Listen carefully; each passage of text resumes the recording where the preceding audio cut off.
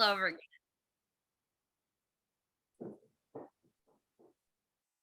Welcome everybody to the month of June. This is the first Art at Home class sponsored by the Hoboken Library. My name is Liz Ndoy. I first want to thank the Hoboken Library for sponsoring these classes and giving voice and space to the arts community and the artists who have really been suffering during this time of pandemic. So kudos to the Hoboken Library. Before we begin our session today, I want to briefly do a couple of announcements, both for my husband, Ibu Ndoy. He is going to be doing a workshop for the Union City Public Library. On the first one will be June 10th. He's going to do a reprise of his reverse glass painting workshop on flat glass.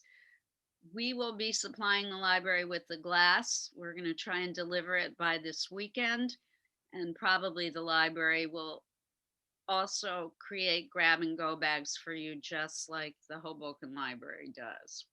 And I'm guessing that Elena, the librarian there, will have them available to you early next week. The second workshop that Ibu is going to hold is on June 19th at 1 p.m.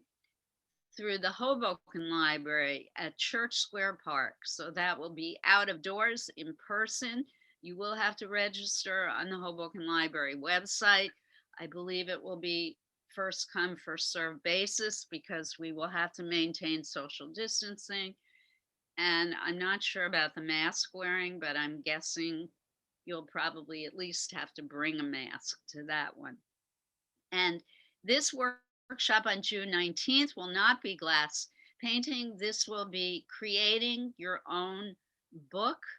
You will be making your own art book using materials that the library and Ibu and I will supply. I will suggest that you might want to bring an old cardboard box cut up. You might want to use the cardboard for the front and back covers of your book. And if you have like an upholstery needle or a needle with a big eye at the top that you can thread string or yarn through to stitch your book together, the binding of your book together, that would be a great tool to bring as well. You might want to bring your favorite pair of scissors and possibly a bottle of Elmer's glue. I think the library is going to be supplying glue, but you might have to share with others. So if you have a small bottle of Elmer's glue laying around your house, you might want to bring that. All right. So it is June, and June is LGBTQ National Pride Month in the United States. And it's a terrific month because there are a huge number of LGBTQ artists that we could celebrate. We're going to start with one of my personal favorite artists who happens to be gay. He's one of my favorite artists, not because of that, however, but because of his extraordinary skill. His name is David Hockney. Many of you were lucky enough, I hope, to attend a lecture by Dina Geracia run through the Hoboken Library about David Hockney. I think it was last month.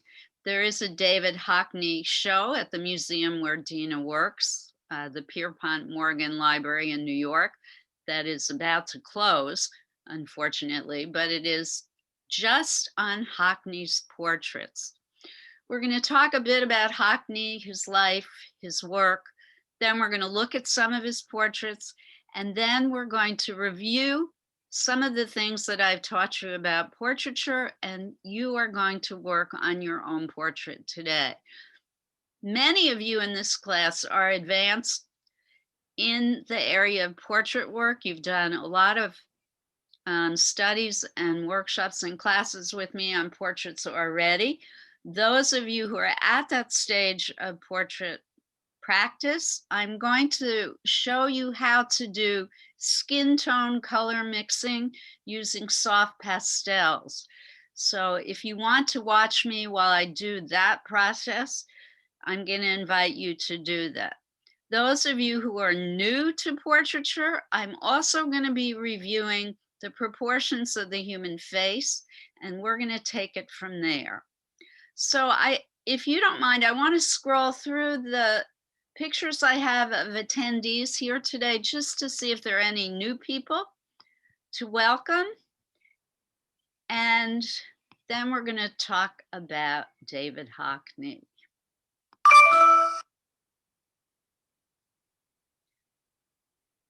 David, I have someone named David. I think you're someone new.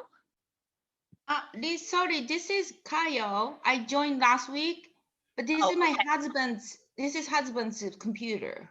Okay, so welcome back, Tayo. Thank you. Glad to see you again. Yes. Tayo, can I ask, have you ever drawn portraits before? Not with the teacher. I just do on my own sometimes, but I don't have the skill. So I'm going to show you some things that I think are going to help you a lot today. Oh, that's wonderful. Well, welcome back. Thank you. And Jess, Jess, are you a repeat person? I was here once before. Okay, good. And Lorraine, you're not new, right? Lorraine, you've been before. So welcome, everyone. Good morning. And Naomi's back too. So hi, everyone. Karen's back. Great. Welcome. Pat, Suzanne, Esty. Terrific to see everyone. Margot, Catherine. Yay. I think Lily's here. Awesome. Alice is here. Jane's here. Fabulous. Suzanne, Heather. Woohoo. All right. David Hockney. Just going to talk briefly about him. He is quite famous. Google him. There's a ton of information about him. So I don't want to talk too much about him today. He was born in 1937. He is 84 years old. He is still working and producing art. He is British. He does maintain a residence in California, however, so I think that qualifies him as also an LGBTQ American/British artist. And and Lauren's with us as well. Good morning. And he's probably one of the most influential British artists of the 20th century. He is most notable for the fact that he likes experimenting with different media. So he started out in oils. He went to the Royal College of Art in London. He started out very traditionally working in oils, came to America right after he graduated from college and switched to the very new media of acrylic paint, and eventually landed in photography for quite a while. In fact, using Polaroid film, and created a technique where he took multiple Polaroids of the same image, but from different angles and different spots. And he would create gigantic collages of the same image, but from different vantage points, huge collages.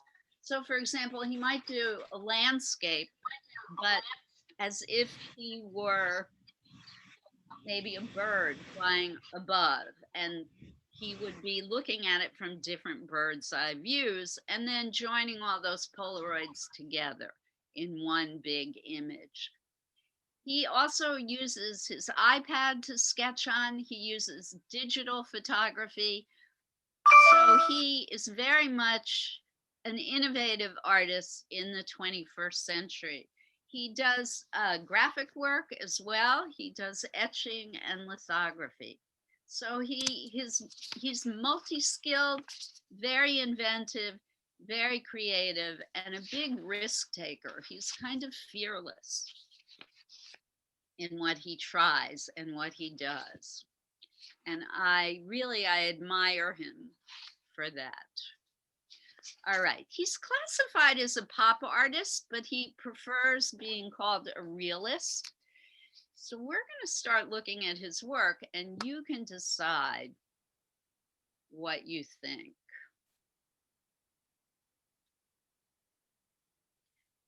And I just want to type something in the chat box to someone and then we're going to start. So forgive me here for 1 second.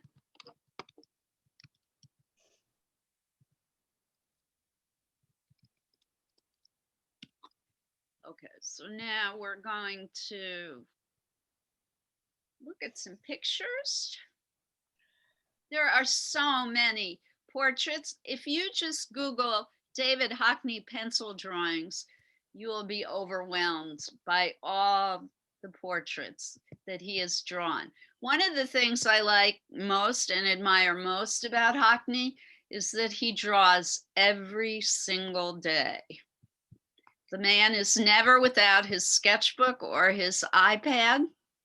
He draws directly on his iPad. There is if you have an iPad, you should have a free program on your iPad. Depending on the model iPad you have. I think there's one called Draw, and there's also one called Sketchbook that you should have for free already loaded on your iPad. I love Sketchbook, and there's also one called Sketchbook Pro that you can download for free. There's also brushes. He did a whole thing on brushes. And there's an app called Brushes, yes. So this is a self-portrait by Hockney. This one obviously is done in paint.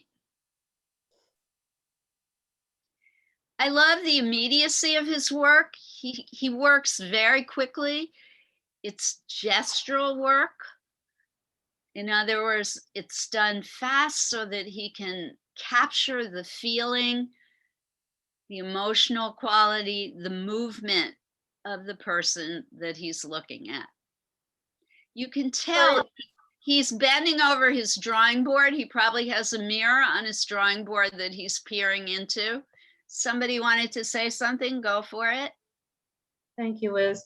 It's Jane. Just a quick question. You'd mentioned something about brushes. Was there some guidance that Hockney wrote? Brushes is the name of an app you can get on your iPad to draw directly on your iPad with. Oh, okay. Thank you. You can draw on your iPad using your finger. It's marvelous. That's wonderful. Fun. Yeah, look it up. It's I marvelous will. fun. The other apps are called Sketchbook, and there's also another one I think called Draw. Thank you. I'm sorry to interrupt. But thanks. No, That's really helpful. No, those are the kinds of questions I want to hear. Great. So Thank you. we're going to go through the pictures pretty rapidly because there are a lot. Any thoughts you have about the pictures, please share.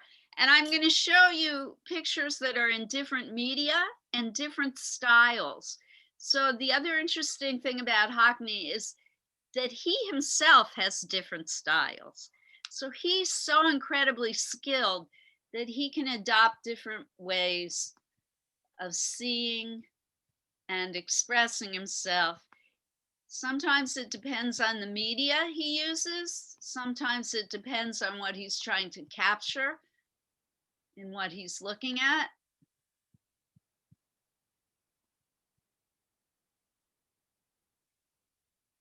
He likes to draw people that he knows the best. So frequently he does portraits of his lovers, his friends, people that he works with.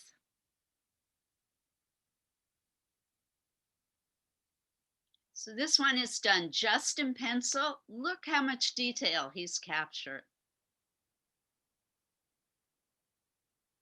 Just the lifting of the eyebrows gives so much expression to this person's face, creates such a sense of reality. Look at his use of shading. Notice how he recesses the eyes back into the skull. That's what makes it look 3D and real. All the things that I've been teaching you in the past. Very little line to define the nose. It's all modeled with shading and shadow. Notice how much hair on the crown of the head. The top of his head, do you see where the X of my cursor, the cross of my cursor is up at the top here? That's where the top of his skull is, way up here. So you need to add a lot of hair on the top of the head in order to show the rounded part of the skull. And if you don't do that in your portrait, it's going to have a very comic, cartoony look. It will lose the realism if you're trying to create a realistic portrait. Notice where the ears are.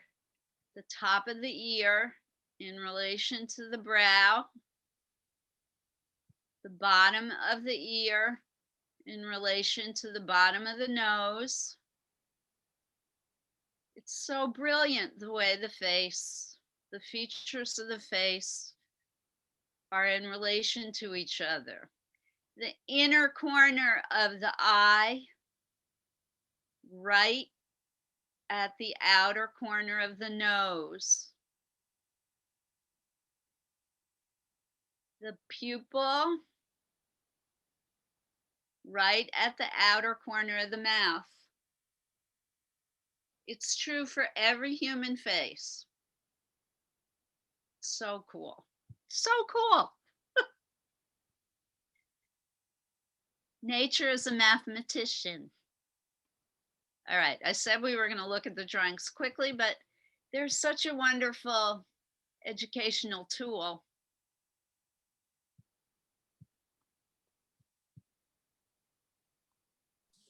Good morning, Liz. It's Lauren. Wednesday. I'm calling because I wanted to say that the small detail, the lines at the mouth and the eyes, it gives so much personality to the picture without, overdoing. And I love it. And it kind of looks a little like Paul McCartney, I thought. Is that just me? It might have been McCartney for all I know. Well, I just love it. I'm glad. And I'm glad you brought up details. Details are the thing that make the portrait unique and realistic. That's what makes it look like the person that you're actually looking at. So add those details where and when you can. This is a self-portrait. Now, here's something to notice straight off the bat. Where is the ear? It ain't where it's supposed to be. But he's the master, so we're not going to yell at him. It could also have something to do with the way the head is tilted, and it could throw off the alignment. But I love these little tender ears of an older man, kind of droopy. I love them. Definitely the mouth is too small in proportion with the eyes. So he's definitely taken liberties with the proportion of the human face. He's exaggerated and simplified parts of the face in order to capture who this person is, to capture his expression on his own face. And that's what we call artistic license and creativity. And that's all good. Your drawings do not have to be perfect. I love how huge his eyes are. The other interesting thing, this eye looks quite dead whereas there's definitely light refracted in this one. Beautiful use of dark shading here. So his face is lit in a very dramatic way. And he's really, really worked that in this drawing. I love how large the face is, how it fills the entire page. All right. I mean, we could go all day on this. Let's look at a few more. Did someone say that there's a boyish quality to that self-reflection? There definitely is. He apparently has kind of a puckish sense of humor. That's who he is.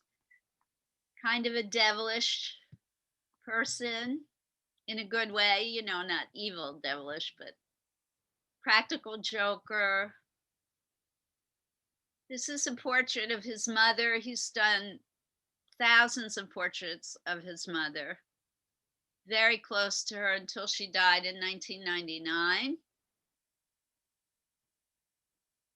Devoted. He was incredibly devoted to her.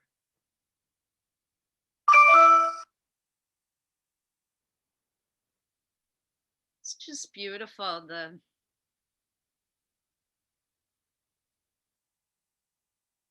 I don't know. Somebody else say something about this. This one moves me so much. I'm kind of struck dumb by it.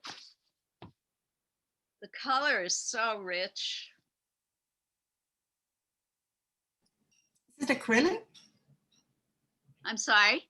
Is it acrylic? I don't know. I'm possibly. He used Adobe Photoshop too. Who knows? It could be Photoshop. It looks, some of it looks like pastel. It could be oils. I don't know this one. I don't know. It's gorgeous.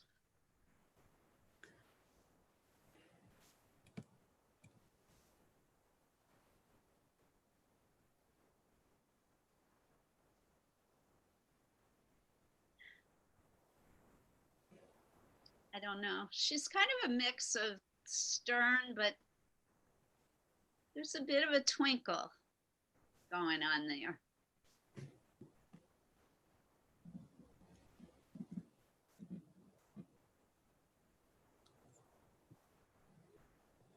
Okay, I want to finish up with at least one more of his pencil drawings, since many of us will just be working in pencil today. As usual, I've picked too many to look at. Let's go with this one. This is another self-portrait.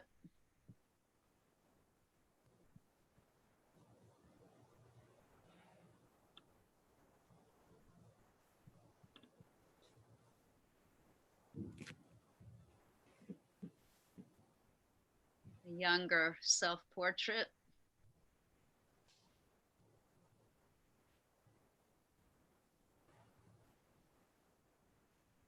So the proportions in this one are excellent, almost perfect.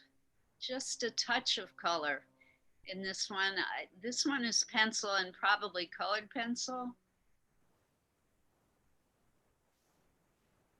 Again, really intense use of dark shading, lots of detail. It's interesting where he leaves the detail out. This is one of the things that I personally love about drawing, the way the eye automatically fills in what's missing here. You know where the top of the head is, even though you can barely see it. So sometimes you can say a lot by not using line, but by leaving something out. He was way ahead of his time with those glasses. Yes. Well, you know, this was probably done in the 60s. I had glasses like this in the Oh. 60s. Well, there you go. You were way ahead of your time. No, we all wore glasses. This was hippie glasses. But those of you who are doing portraits with eyeglasses in them, check this out, because eyeglasses can be such a great tool, such a great proportional tool. Oh, You see where the eyeglass fits on the face and how you can use it to determine the length of the nose, the size of the eyes, and where they fit, the width of the face, etc. You see the bottom of the frame is right at the top of the nostril. it looks like the left, I'm sorry. Go ahead. It looks like the eyeglasses on the left side are larger. The lens on the left, which would actually should be smaller. Well, Oh, maybe not, because he's looking, I don't know, he's looking in a, he is turned, it's turned slightly, the head is turned slightly towards his right and our Right. left. There are several distortions in this portrait. The eye on our right is larger. The lens on our left is bigger. So I'm not sure if that's something he's actually observing as real life distortions, or if he's made an error, or if he's chosen for some reason to distort it in that way. We'll never know. Or is it an optical illusion?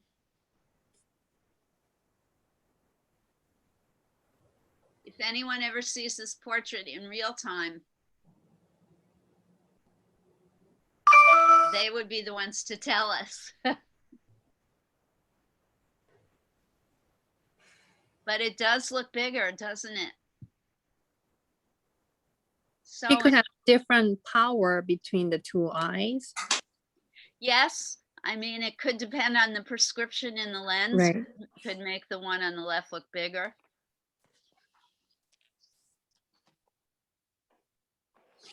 That's a thought. So it could be the way it looks in real life. I love this little shadow right below the bottom lip. I'm wondering, is it shadow? Does he have a little bit of hair growth there?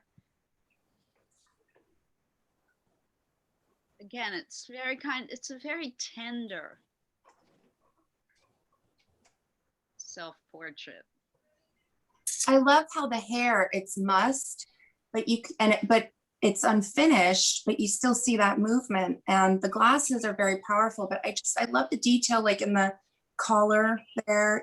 I mean, you see the movement in the clothing, but nothing is overpowering anything else. And glasses are very dark, and obviously the coloring of the clothing, but it's a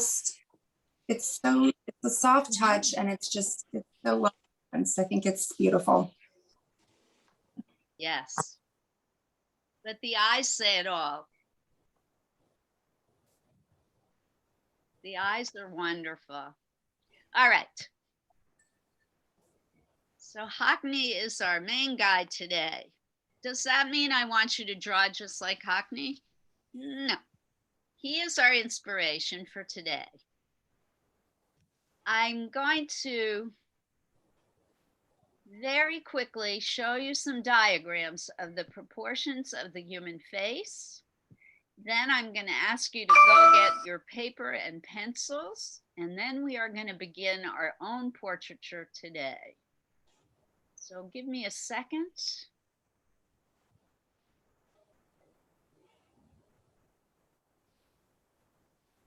To find my folder.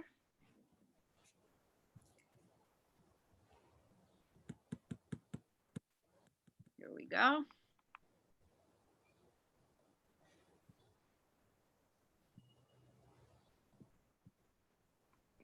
I'm going to share two more pictures to review the proportions of the human face. And for those of you who've never seen this before, I'm going to ask that you pay particular attention now. If you have never drawn portraits with me before, this is going to be so helpful if you watch. Those of you who've done this many times with me, you may want to pay attention as well because it may help for review. Can you get the top of the head, or is it really cut off at the top? It's cut off at the top, Karen. But this is a great image for the guidelines that it shows. If you look at the light gray lines in this drawing, they are the guidelines. For starters, do remember that the human face is an oval shape. It is symmetrical. So if you were to cut my face in half, for example, it is pretty much the same on both sides. And this vertical line right down the middle shows the symmetry of the human face.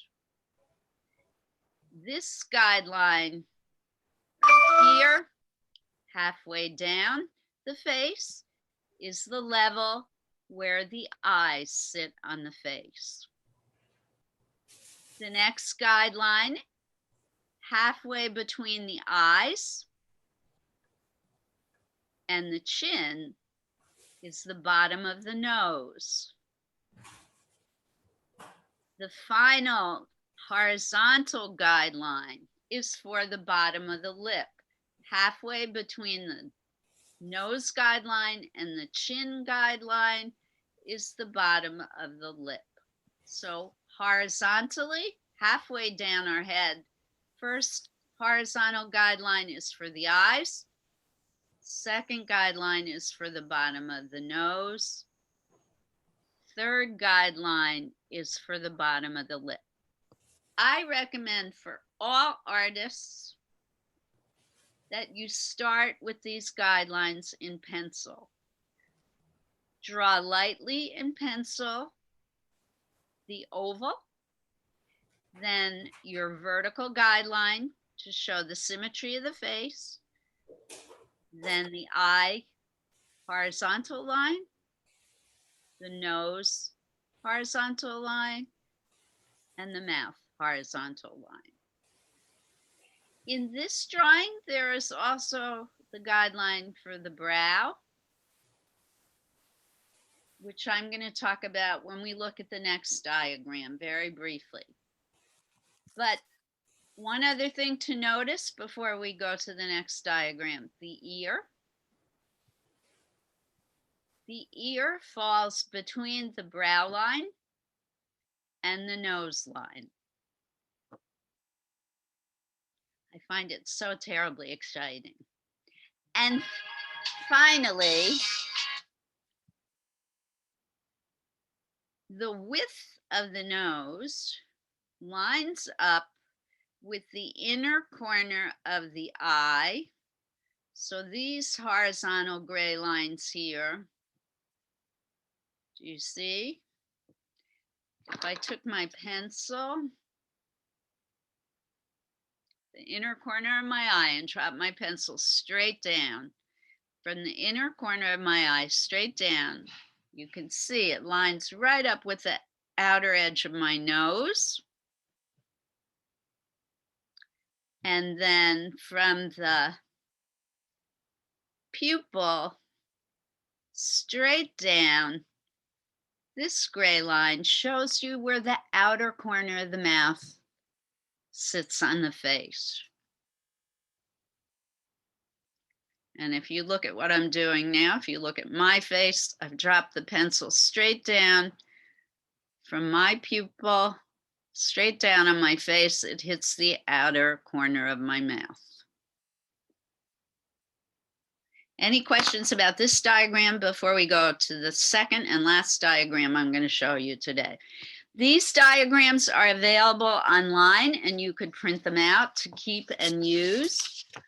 All you have to do is Google proportions of the human face and they will pop up. There are thousands of diagrams of proportions of the human face. All right, no questions about this one? So we're gonna look at this one now.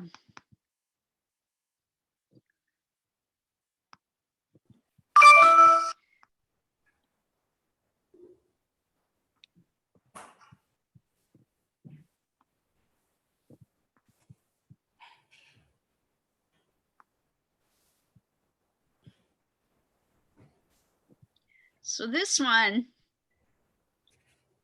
really in a more mathematical way. Oh, I think I just took a screenshot of that. I did that. Oh, you did, good. You can all take screenshots of this. That's a great idea. I'm trying to move it so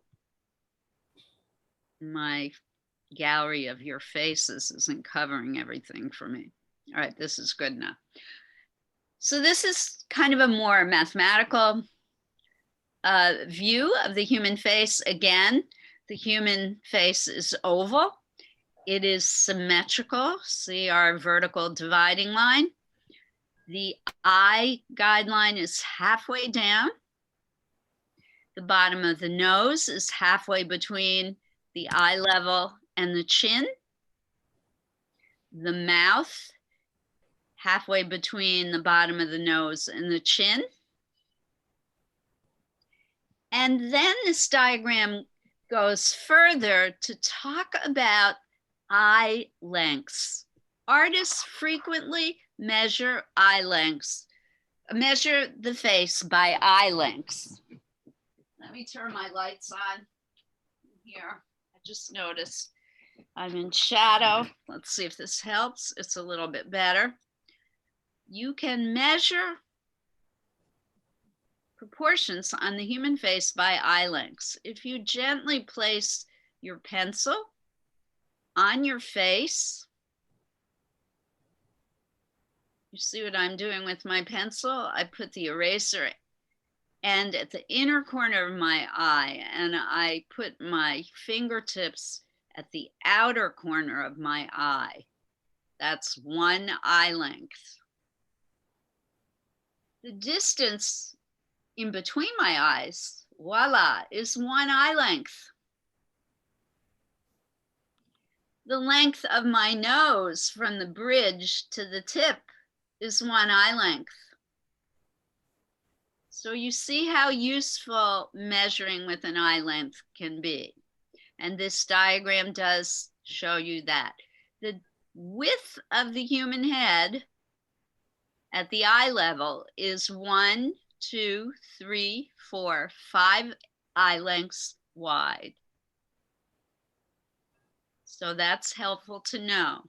Then this diagram also talks about the fact that the outer corner of the lips, if you drop a straight line from the pupil down the face, you will hit the outer corner of the lips. It also goes further to tell you that if you drop the pencil straight from the outer corner of the eye down, it comes to the jawbone. The jawbone.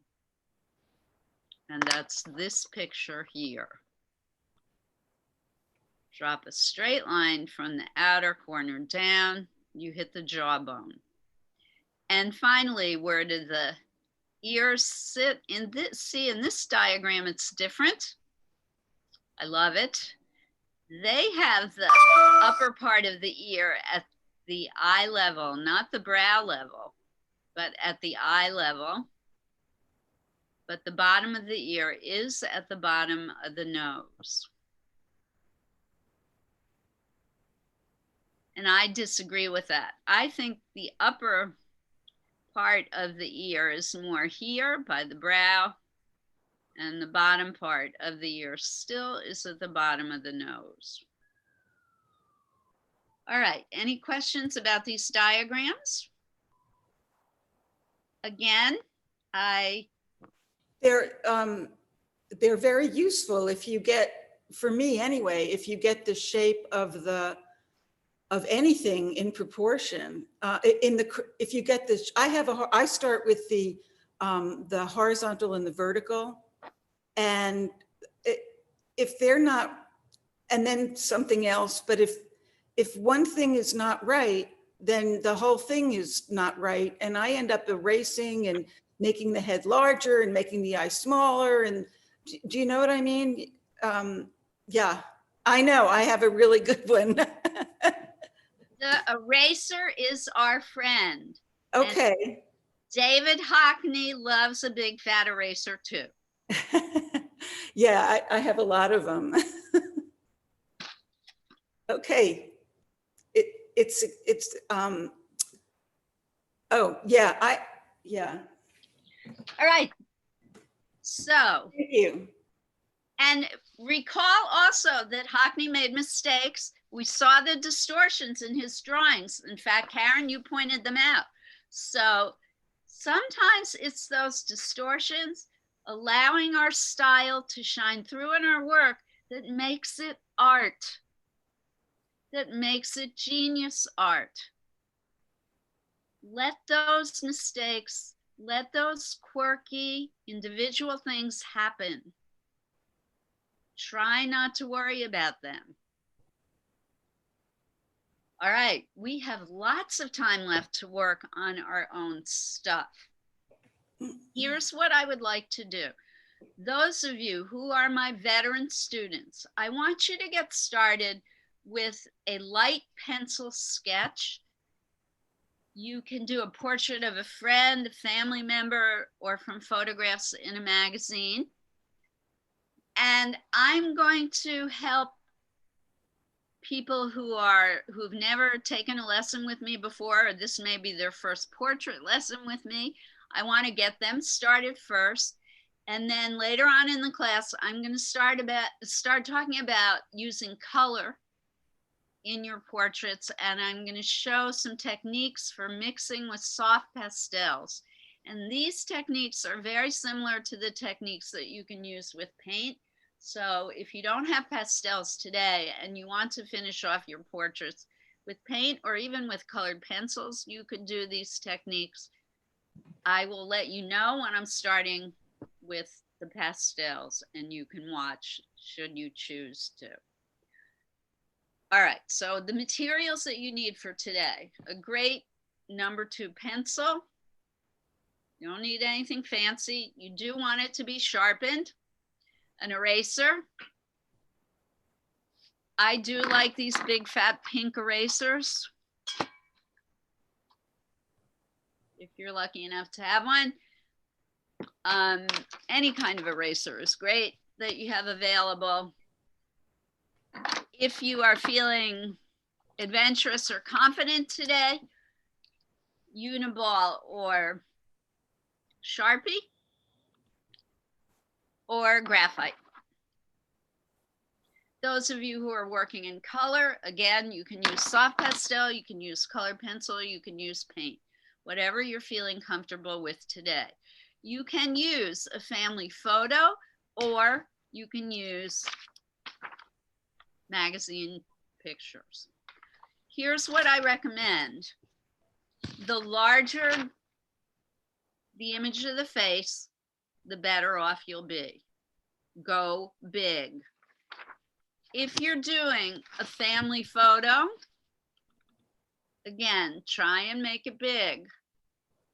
A lot of times you have a favorite photo, but the face is so tiny that it's going to be difficult for you to see the features of the face. And the final thing you want to try and look for, you want someone looking straight ahead.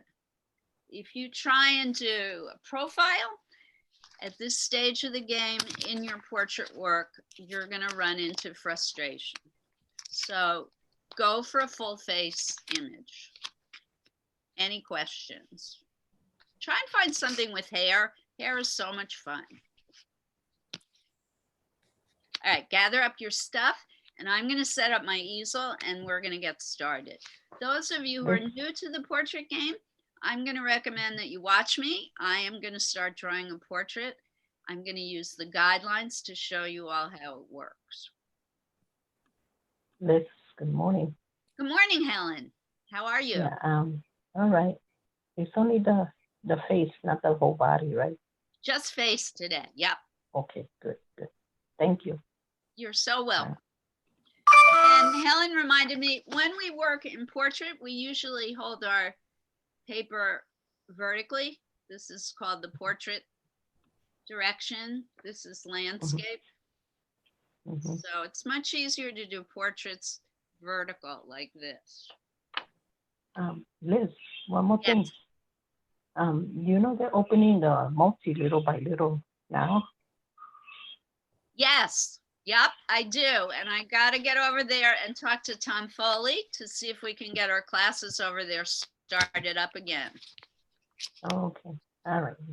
All right. We have Thanks. talked to Leo Pellegrini about it, but I haven't heard anything back yet. All of you who want to have, those of you who want to have in-person classes, I recommend that you speak to Leo and Tom yourselves. The more people who ask for it, the sooner we might get it started again. Okay. All right. Thank you. Strength in numbers, as they say.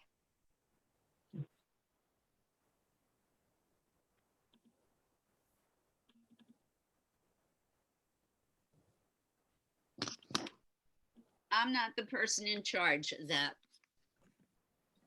So the more we ask, the more people who ask, the more chance we have of it happening.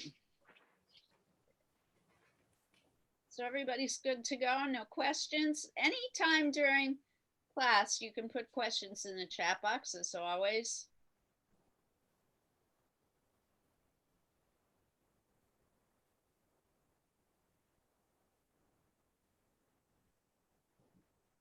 I'm putting David Hockney's name in the chat box. I forgot to do that earlier.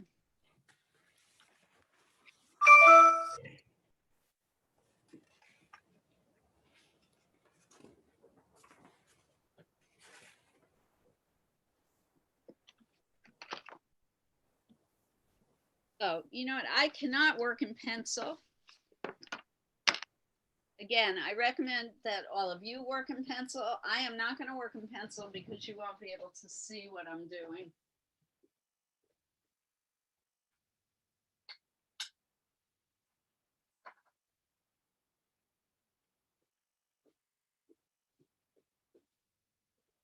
And again, I'm going to remind folks to remain muted unless you have a question.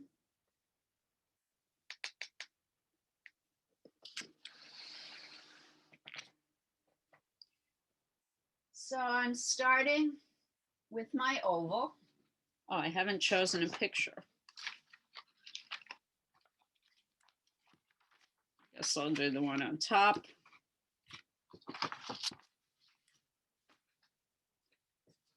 And I'm going to draw large.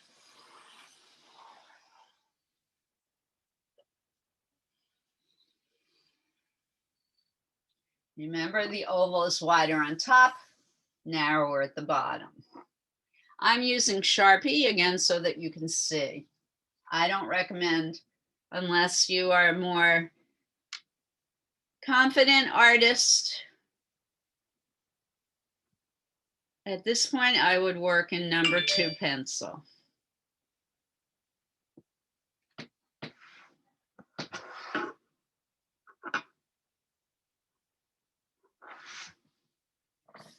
And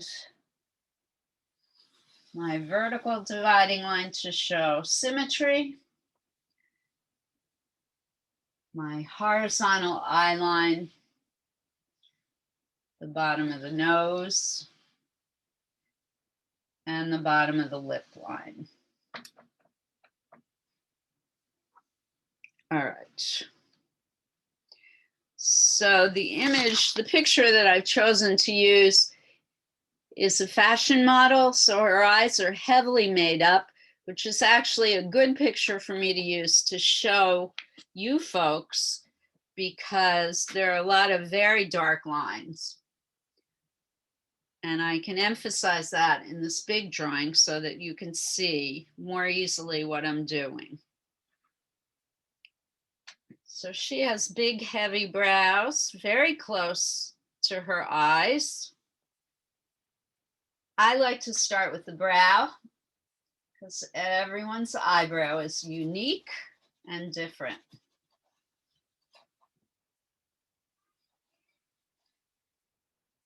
Remember to look at the picture. Don't just look at your drawing. Several of us said that it's those details that we see in the person's face that make it look so real.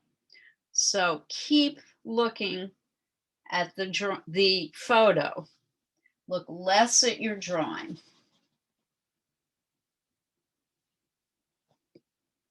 I'm drawing dark so that you can see what I'm doing. I want you to draw very lightly in pencil.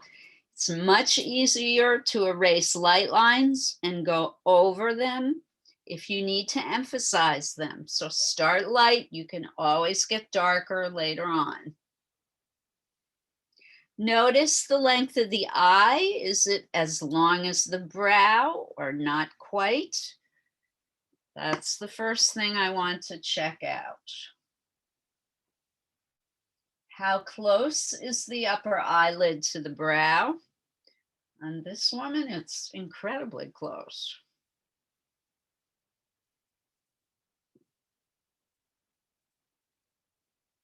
And her lashes are so incredibly long, I can barely see the eyelid at all, the upper eyelid at all.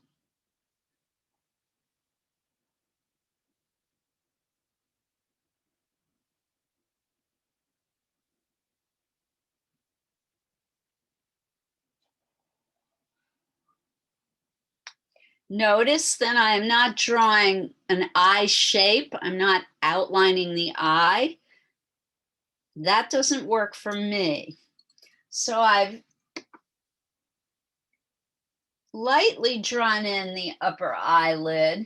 And now I'm going to focus on the colored portion of the eye.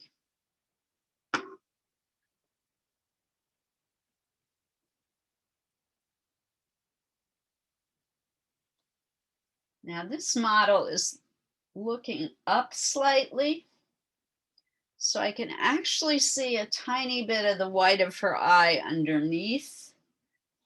Usually when someone is looking straight ahead, that part of the eye is not so visible.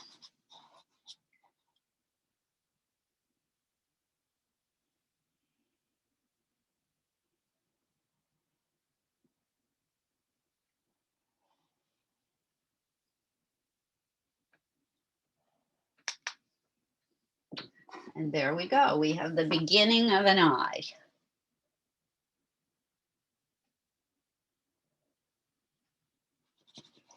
Noticing the brow actually is bigger here, so I'm adding more.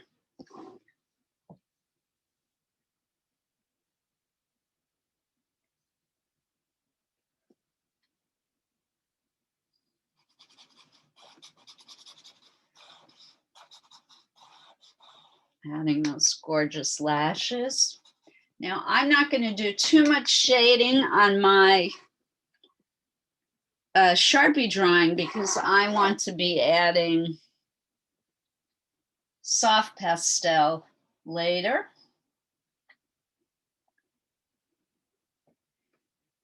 Those of you who are working in pencil only, remember to notice the shadow around the eye, particularly on the nose side of the eye.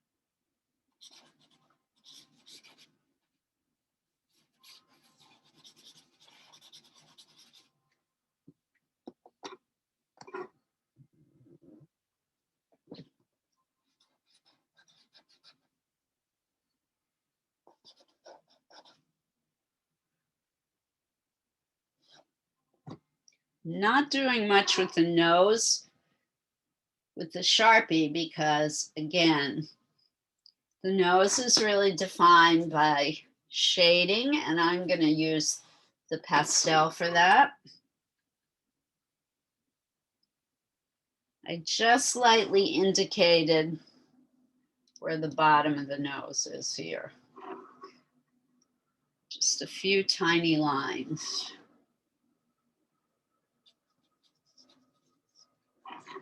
Really fascinated by this woman's eyebrows.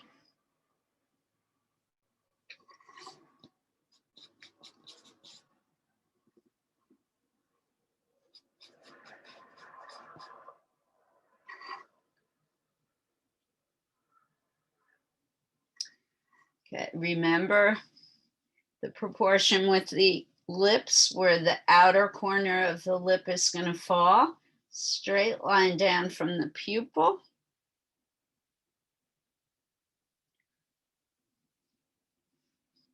So about here.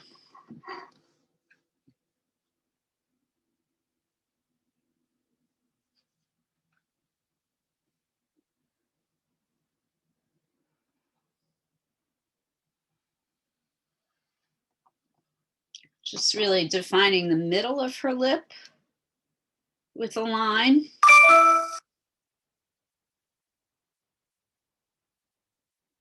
Because most of what you do with the lip is shading.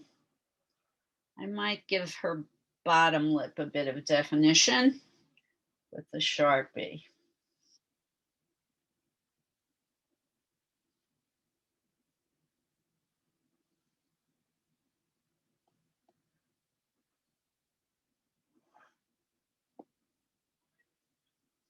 And maybe here, this part of her lip is pretty chiseled.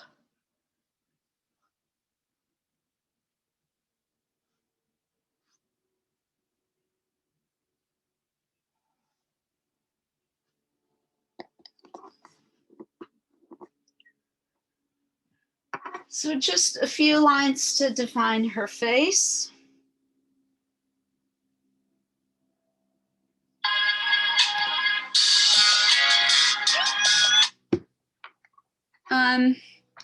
And for those of you who want more instruction on how to draw the eyes, nose, and mouth, I did teach a class on that.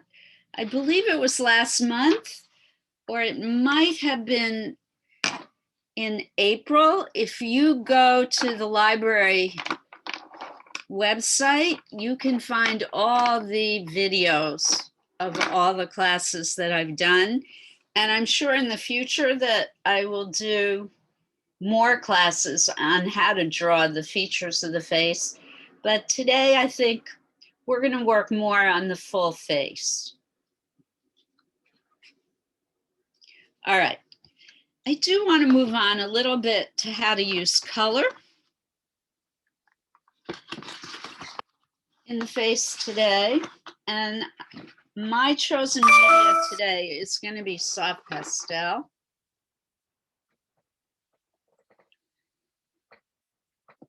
And just going to talk briefly. I know many of you like quiet while you're working, but I just want to mention the three primary colors. There are three primary colors: red, yellow, and blue. If you mix red with yellow, you create the secondary color orange. If you mix blue with yellow, you get the secondary color green. If you mix blue with red, you get the secondary color violet. And anytime you mix a primary color with its secondary complement, you get neutral colors. So for example, if you mix yellow with violet, you get a lovely kind of tannish color. Those are the great ways to make different skin tones. If you mix blue with orange, you get a lovely skin tone. If you mix green with red, believe it or not, you can get beautiful skin tones. So I'm going to show you this. How can I do this? I'm going to do it on strips of paper that I have here. I'm going to do it large. It'll make it easier for you to see.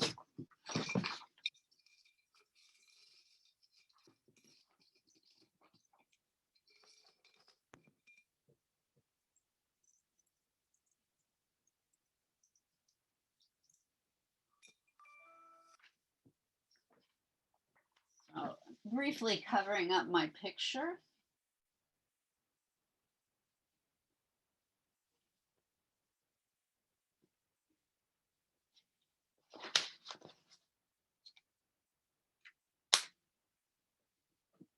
I'm first going to mix yellow with violet. Move my easel closer. Yellow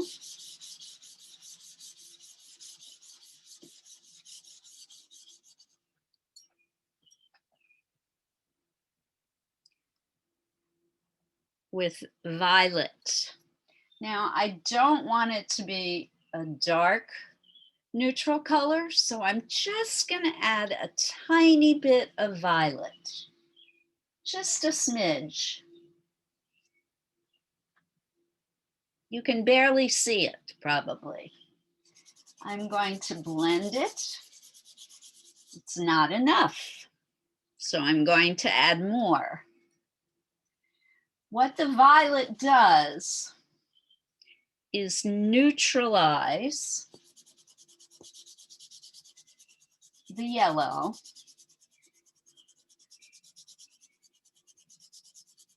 and make an earthier tone.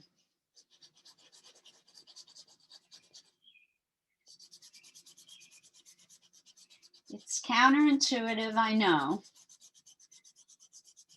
but it works every time. If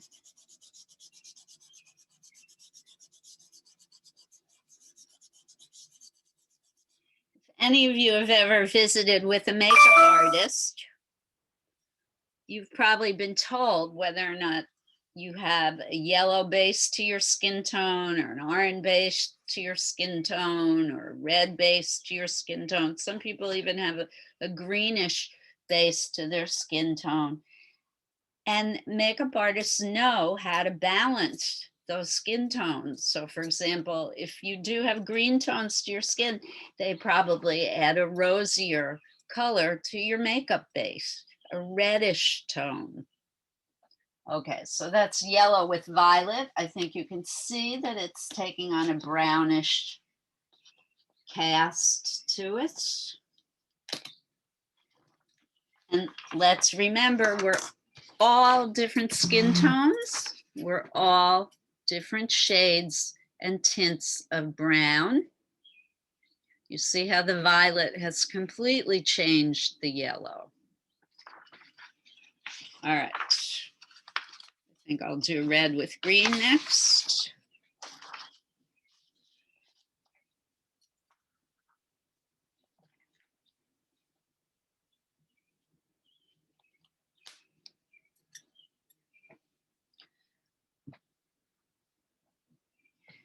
I like to start with a lighter color first. In this case, it's going to be the red.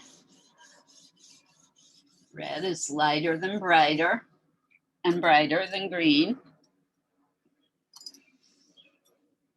usually. And just a tiny bit of green to start with. As always, it's easier to add more dark than it is to remove the dark.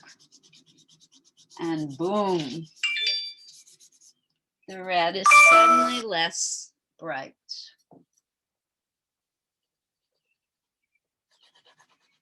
Now, this might not be your base color, but when you're doing the darker areas on someone's face, mixing these two colors together may be just the ticket. Maybe just what you're looking for. Liz, could you hold up the shade of green you're using so we can see, please? So it's a darker green. The darker green. And you can try experimenting, you can use a yellow green, Okay. depending on what kind of tone you're searching for, what shade or tone. Darker is the shade, lighter is the tone. So you can see the more green I use, the duller, the more neutral, the darker it gets.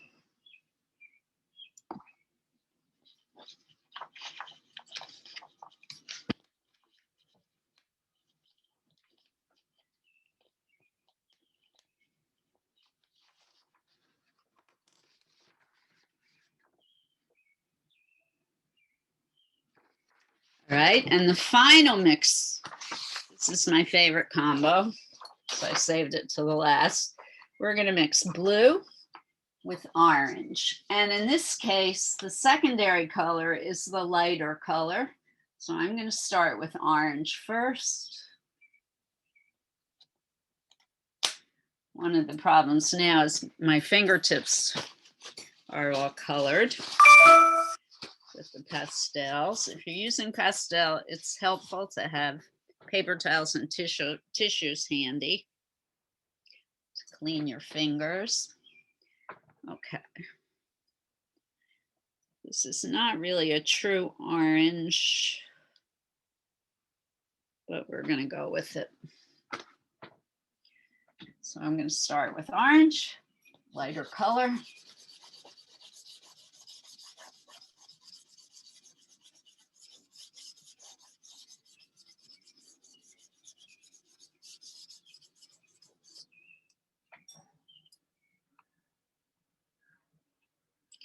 I have put pastels on our supply list for July for one of the projects we're doing in July. So I don't know if the library is going to be able to get it for us. And now I'm adding blue. I'm going to go with a lighter blue.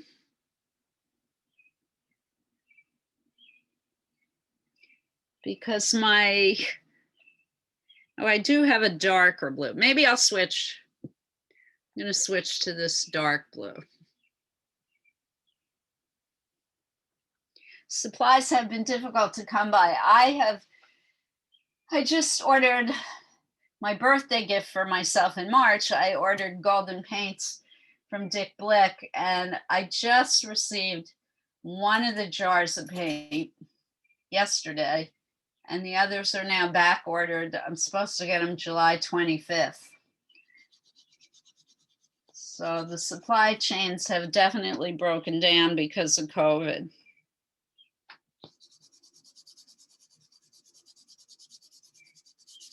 So hopefully we'll be able to get soft pastels for all of us to use by July. Again, the more blue I use, the more it dulls down the orange, the more neutral, the gray brown it gets. So if you're using soft pastels today, these 3 pieces of paper now literally can become my palettes. I can also add lighter pastels to these. I can rub the color on my finger and then blend it into my drawing directly from the paper I've been mixing on. Can everybody see that?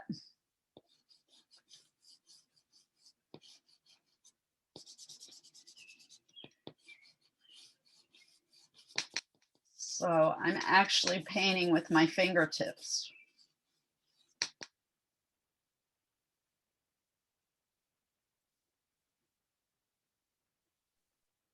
Liz, are those oil pastels? No, these are just soft pastels.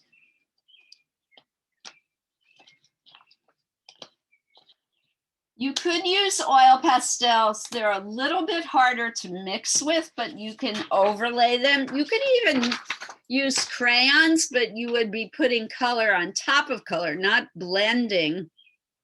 It's a little more challenging, but you could try it. I would test it out on a piece of scrap paper first.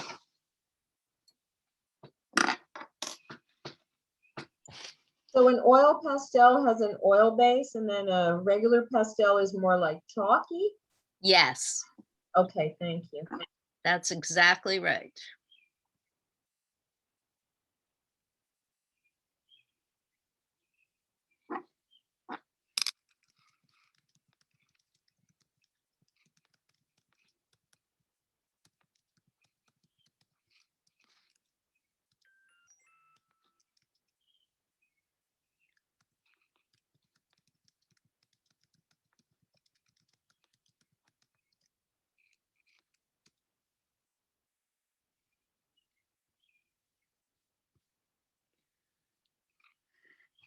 All right, we have 30 minutes to play. And then we're going to stop for sharing. And I'm going to talk about our next great LGBTQ artist. I don't know if anyone saw one of my great heroes in the art world just died this weekend, Mary Beth Edelson. She was a feminist artist. She was 88, had a great life. She never really captured great fame, but she was a big deal in my art world.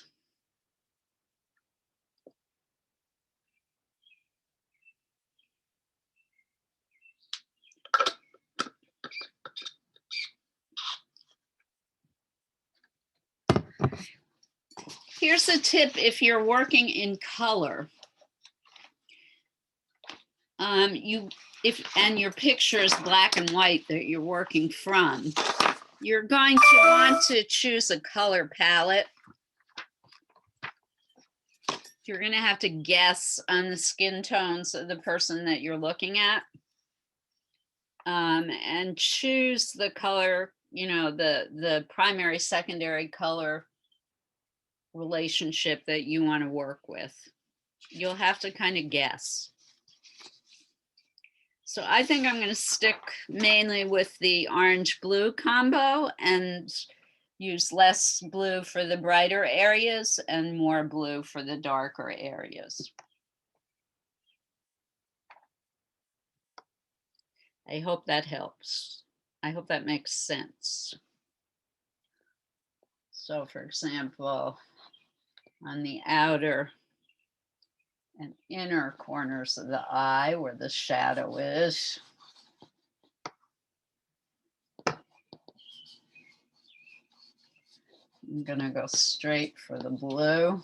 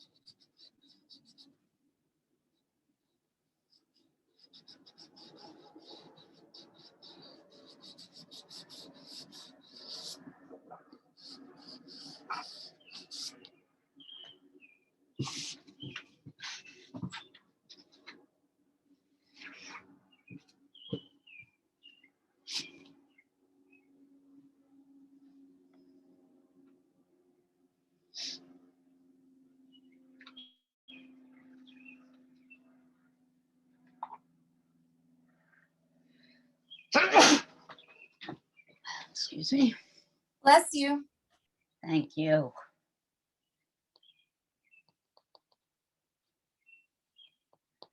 Those of you who are new to portraiture, don't forget to color the eye. This is a common thing that people forget to do in the beginning of portraiture.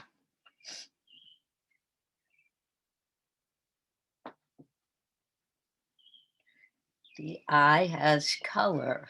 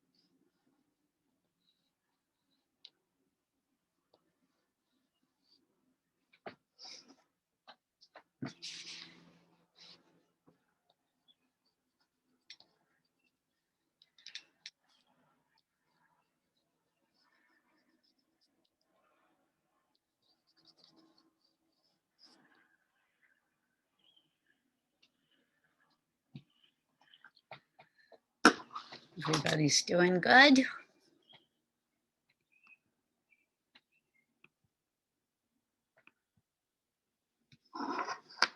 We're just great, Liz, and we're admiring that beautiful painting of yours. Oh, you just make it look so easy. So you keep saying thank you. I can't wait to see yours. I'm so excited to share my camera. Oh, I can't wait to see. But let's mute now, okay? People are still working. We'll see in a few minutes.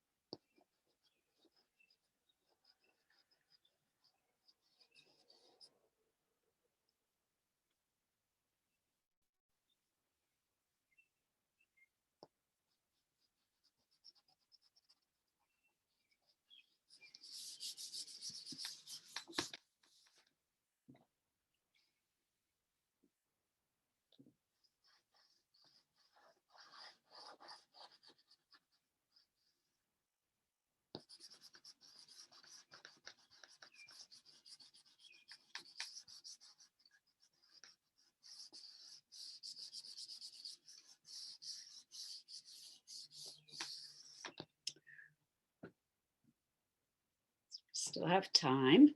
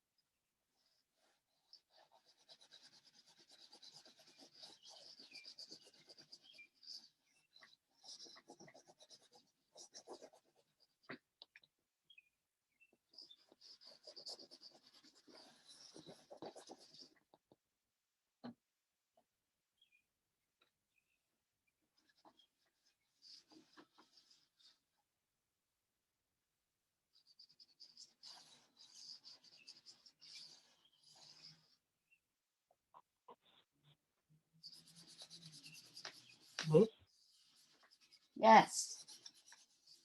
Gotta go. Okay? Could you repeat, please? I didn't hear I have you. to go. I have to Okay. go. Yeah, okay.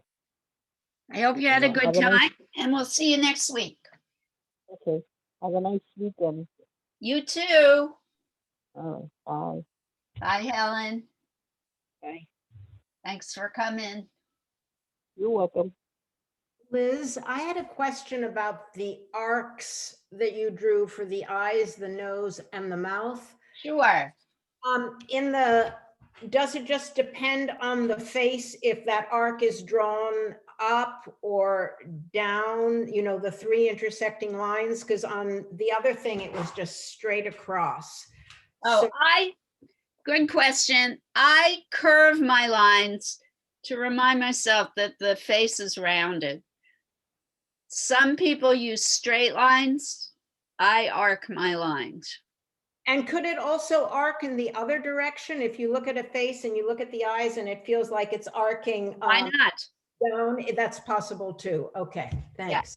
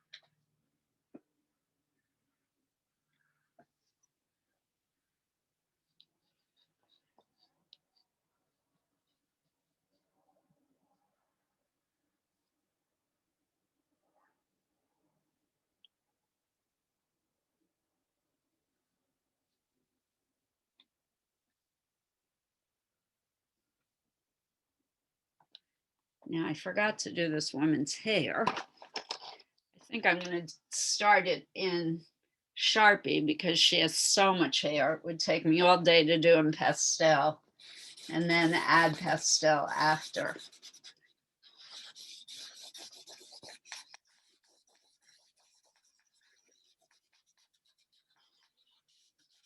Her hair is being blown by the wind. So gorgeous.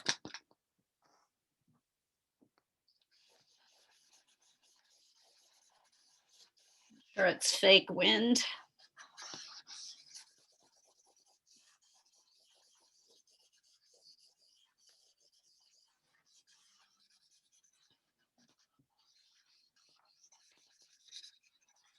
And tip to selves, one way to really ruin a Sharpie quickly is to run it through pastel.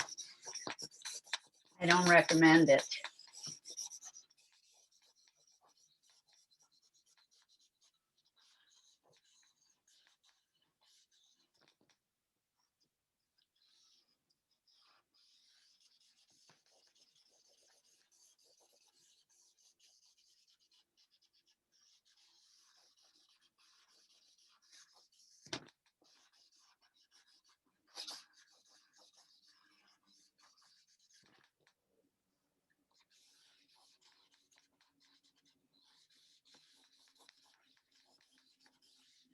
I always think of hair as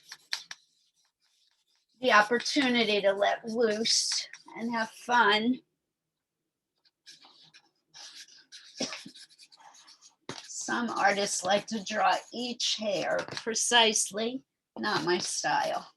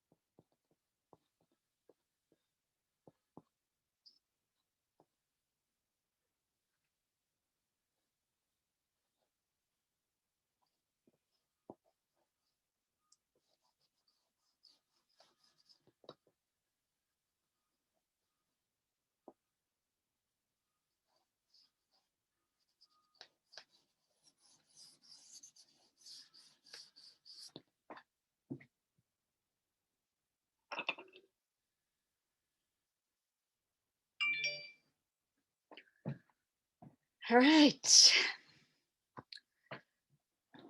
So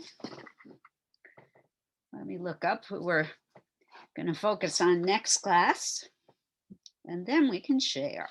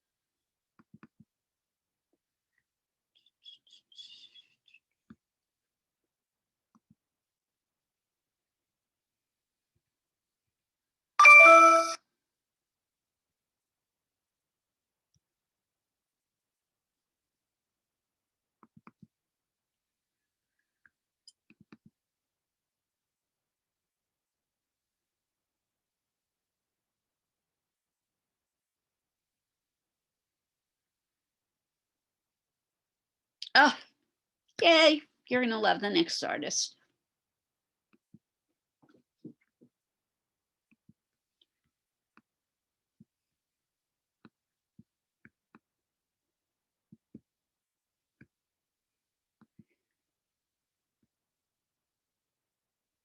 All right, I hate to make everyone stop,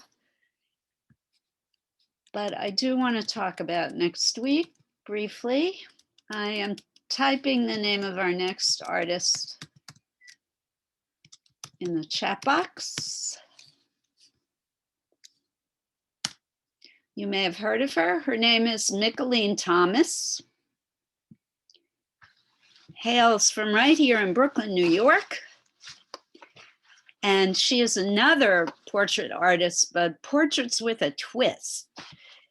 Micheline uses unusual materials like sequins and lacy fabrics, and they're just really gorgeous, sumptuous pieces of art. In fact, the Brooklyn Museum owns quite a bit of her work.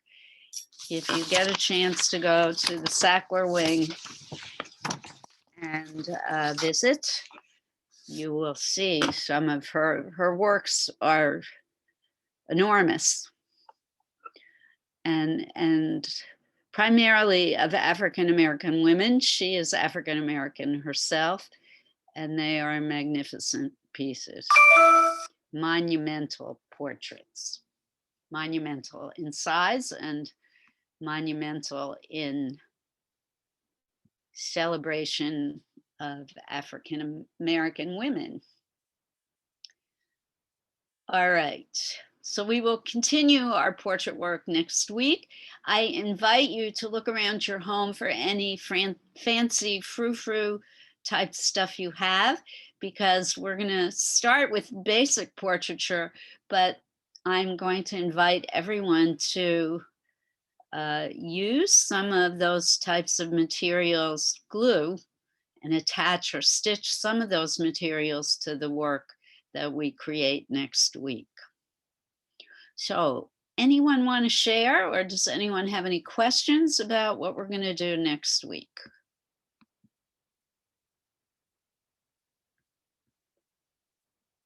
And remember, sharing time is, it's not a time for me to pick apart your work. It's a time for us to offer each other advice and suggestions.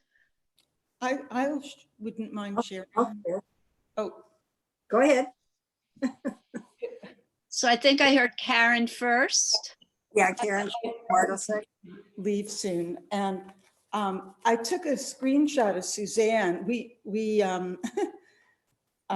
gonna draw each other, and that's a terrific idea. Anyway, I really like this drawing, and I want to do a lot more with it, because she's leaning on her hand with a very determined, she's watching you, and with what do you think? And, the hand is in the wrong place. There's a lot wrong, but I'm gonna correct it. And it was fun. Suzanne, recognize if she's in there. Let's start with what's, I can show you the picture. Karen, let's start with what's right. Okay. I think you've done the eyes really, really, really beautifully. They are terrific. Your proportions are very good. I'm wondering if the nose is maybe a tad bit too long, just a teensy weeny bit too long, but I can live with it. I think it's a beautiful drawing. I would give her a little bit more hair on either side of the head, but that's just me. The hand is the right size. It needs a little work. I'm not sure I can verbalize there's something missing. I'm not sure. I can verbalize it. I realize now that her head is tilted, she's looking down and she's leaning on her hand, and that's not showing up. And I'll have to look. Here's a suggestion: more shadow under the neck and chin. That Yeah. will project the head forwards and down. Oh, okay, that's a good idea. And maybe lift the shoulders up a bit. Yes, The line of the shoulders maybe up a bit closer to the ears if she's leaning forward. okay, the shoulders, okay, and also the proportions. I couldn't figure out where the mouth was, and now that I'm looking at it, I can see that the nose is too low, but that's what I was talking about. Leave it. I would leave that. Oh, You're okay. on a great path. It looks great. Okay, well, thank you. You're welcome. Thank you. Hi, Catherine. I can see you applauding. Thank you. Anyway, it was a great class. I loved doing this. And thank Do you. more portraiture next week. I like that idea of taking screenshots of people. You know, I had a lot of pictures of Suzanne from our Zoom class that I do with her. And I spent a long time looking through the pictures, which one I wanted to do. And I just thought that this was the one. When I saw her, she was looking and she was leaning she was like this. Can you tell?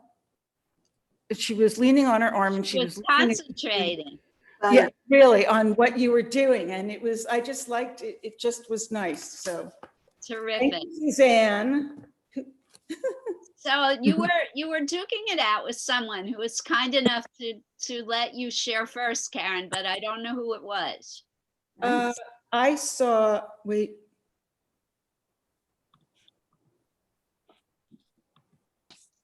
Who wants to go next? Margot, did you have your hand up? Yes, I did. Thanks. All right, Margot, let's. All right. It's not a face. Well, I mean, it's a cat. That's all right. Oh yeah, I see you. You see it? Wow. Oh, beautiful line work. I love the fur. Oh, good. Thanks. Hair is difficult for me. Wow. I love the fur. Keep working on the background more. It will make the cat come forwards. It will define the cat more. Here's the picture. Oh, yeah, it looks just like your cat. Well done. Okay. May I also share? Yes, of course. Yeah. If your aunt will let you. Of course. Oh. No, because she's too talented. I love her. This is the picture. I don't know if you recognize her, but this is It's your mother. Oh my gosh. my aunt. It's Aunt Margot. Margot, oh my gosh. The family resemblance is extraordinary in your family. It's inescapable. That's what it is. Oh man. Yeah, here she comes. I don't know. Stop. Yes. Oh, yes. Yes. You know, we need some shading around the eyes and the sides of the face, and you're done. Yeah? Yeah. Proportions are good. Portions. Okay. Thank you. Add some shading. And Where- here's what I want you ladies to do for the rest of the day. Draw each other live. What? Draw each other live. Oh, live. I can't stay still, and neither can she. Yeah, If you're drawing each other, you're not going to move. You'll be sitting still. All right. Well done, both of you. Thank you so much. You have 6 minutes left. Robin, do you want to share? You're leaning forwards. This is the photograph. And I knew that I could not draw him the way he really is, but I wanted to anyway. And I'm going to keep drawing him until I get it, because he's hard to draw. He's beautiful. Was that someone related to you? It was a man that I lived with for 7.5 years, who helped raise my children. And he is very fondly remembered. He died last year. Oh, sorry. Yeah, but he was very influential and a godsend, really. mm-hmm. As a role model for my kids. And stuff. Beautiful. Hold the drawing up again, please. Yeah. I didn't really get it. He looks, the painting, the drawing looks more feminine than he really was.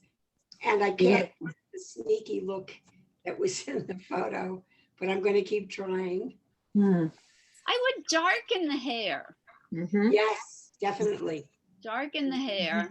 And the shirt. Wow. Love the eyes and mouth particularly, and really, really good use of shading, Robin. Oh, thank you. I feel as if the neck underneath maybe needs to be a little darker. Yes, it does. Sure. I will do that. Well done. Thank you. It's so much fun. Lily, do you want to share? Okay, no. Yes. Okay. All right, wait. Me, Susan. Susan, after, maybe. Oh, wow. Beautiful. Awesome. That's you. Beautiful. I love it. Looks like a photograph. Great drawing, Lily. Can I share? Sajin, yes, absolutely. I don't have a, this is laminated. This is my dad. Yay. And this is what I drew. I didn't finish the neck yet, but he looks younger in the picture. I would put a little shading in the lips. You see the way you've made the outline so dark around his mouth. Oh. You want to blend that into the lip area. Okay. To make the lips look round, you know, more 3D. Okay, I'll try that. When you leave the dark outline, it flattens the lips. Otherwise, beautiful. Thank you. Can I share mine? He's handsome man, Sajin. Great job. Thank you. Yes, Catherine, you may go next. I got a quick sketch. Oh, yes. Of my husband. I know him. Really good. Catherine, you have to get rid of your background. Okay, how? Let me see. I don't know, but it obscures your picture. Oh, okay. I am, let me see. Background here, none. Okay. Yeah. Perfect. Your use of color and shading, it's like, wow. Yeah. Oh, wow. Yeah, Really? She looks like an artist. I saw Liz use the color. I am so amazed.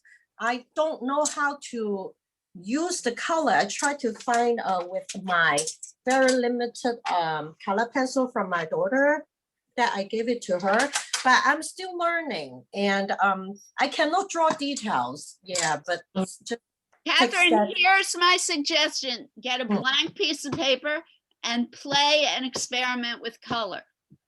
Okay. Don't draw a thing, just play around with color. Okay. Then try using it in your portrait work. Okay. And my suggestion with your drawing, his hair has to be darker and you have to give him more of it on the side and the top. Okay. More Really side well and done. top. Okay. So like a fuller Yeah, here. fuller and darker. Okay. Thank you, Liz. Thank you so much. I'm so glad you have time to be back with us. So cool. Yes, I'm back. You're back.